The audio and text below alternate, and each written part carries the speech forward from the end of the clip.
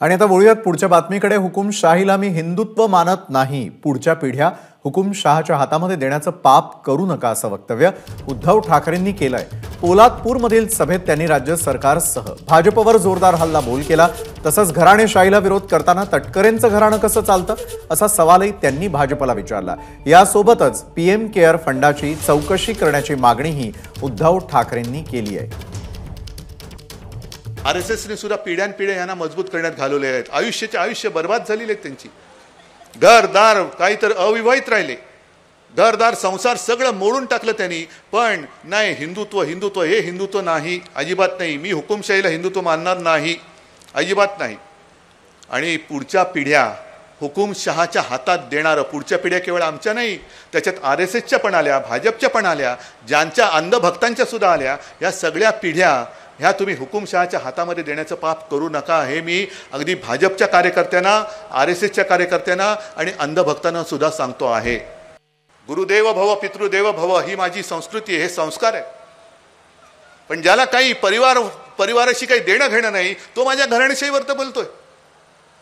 मग घराणेशाहीबद्दल तुम्हाला एवढा तिटकारा असेल तर इकडे डबल गद्दारी झालेली आहे। म्हणजे इकडे खासदार, त्यांची मुलगी, त्यांची मुलं, सगळं घराण्याच्या घराणं हे तुम्हाला चालतं। मग आज त्यांनी जाहीर करावं की या घराण्यातल्या एकाला सुद्धा तिकीट देणार नाही। बघा ते घराणं तुमच्या सोबत राहतं का? आम्ही ज्ञानोबाची पालखी वाहू, तुकोबाची वाहू, शिवाजी महाराजांची वाहू, भवानी मातेची वाहू, पण भाजपची पालखी नाही वाहणार, अजिबात नाही। आम्ही तुमच्या पालखीचे भोई नाही आहोत। हे भोई तुमची घराणीच्या घराणी असतील, पण मग त्यांनी सांगावं की या घराणेशाहीला विरोध करताना, माझ्या घराणेशाहीला विरोध करता तर तटकरेंच्या घराणेशाहीला तुमचा विरोध आहे की नाही, हे मोदींनी पहिले सांगावं। मुख्यमंत्री असताना सुद्धा करोनाच्या काळामध्ये जे आपण काम केलं, माझं आव्हान आहे, तुम्हाला चौकशी करायची असेल ना, मुंबई महापालिकेची नका करू, पीएम केअर फंड जो तुम्ही जमा केला ना, लाखो करोडो रुपये गोळा केले, त्याचा पहिला हिशोब द्या, मग माझ्या मुंबई महापालिकेला हात लावा। पण किशोरी पेडणेकरच्या मागे लागले, महापौर होत्या महापौर जरूर होत्या, पण ते जे काही पैसे दिले गेले त्याच्यावरती सही ही तत्कालीन आयुक्ताची होती। त्या आयुक्ताला का नाही अटक करत?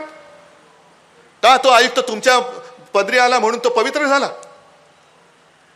आज जे गेले 1.5-2 वर्ष म्हणजे मुंबई महापालिकेत कारभार चाललेला आहे। मी तुम्हाला का सांगतो, कारण मुंबई महापालिकेत आता 2 वर्ष जो घोटाळा करतायत ते प्रशासकीय घोटाळा आहे। तो आज सुद्धा मुंबईचं बजेट हे कोणाला कोण मंजूर करणार? स्वतःच मांडणार आणि स्वतःच मंजूर करणार। एबीपी माझा, उघडा डोळे बघा नीट।